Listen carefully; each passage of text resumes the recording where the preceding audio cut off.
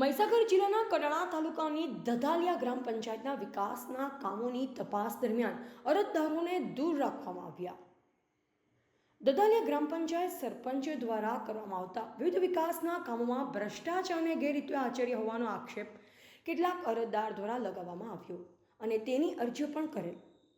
કડાણા તાલુકાના દધાલિયા ગ્રામ પંચાયતમાં છેલ્લા કેટલાક સમયથી ભ્રષ્ટાચારની ઉઠેલી બૂમના કારણે જિલ્લા વિકાસ અધિકારીએ તપાસ શરૂ કરવામાં આવી. દધાલિયા પંચાયતમાં સરકારના વિવિધ વિકાસલક્ષી કામોમાં ભ્રષ્ટાચાર આચર્યો હોવાની લેખિત જાણ પંચાયતના 9 અરજદાર દ્વારા કરવામાં આવી હતી. જિલ્લા વિકાસ અધિકારી દ્વારા ટીમ બનાવી સરપંચ દ્વારા કરવામાં આવેલ કામોની તપાસ ચાલુ કરવામાં આવતા તાલુકામાં ખળભળાટ જોવા મળ્યો હતો.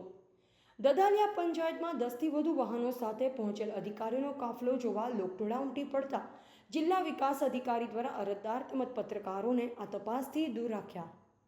તપાસ દરમિયાન લાભાર્થીઓને માત્ર સ્થળ ઉપર થયેલ કામ પૂછવામાં આવતું હતું, જ્યારે આ કામ કોના સમય અને કયા વર્ષમાં થયું હોવાનું વિગતો છુપાવવામાં આવી હોવાનું તેમજ આ તપાસમાં ભીનું સંકેલાઈ રહ્યું જણાતા અરજદાર દ્વારા કામની સ્પષ્ટતા લાભાર્થી પાસે કરાવવામાં આવતા જિલ્લા વિકાસ અધિકારી બગડ્યા હતા.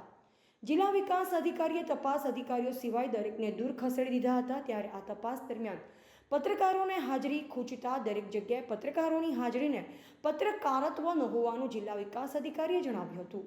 ત્યારે છેલ્લા 11 માસથી વારંવાર તપાસ માટે કરેલ અરજી બાદ દધાલિયા પંચાયતમાં થયેલ કામની તપાસ શરૂ થતાં કડાણા તાલુકામાં વિકાસના કામોમાં ગોબાચારી કરનારાઓમાં ફફડાટની લાગણી ફેલાઈ છે.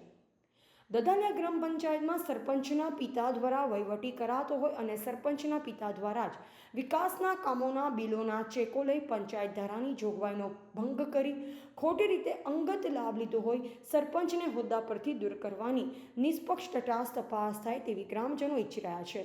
Reporter MK Dindor, Kadana.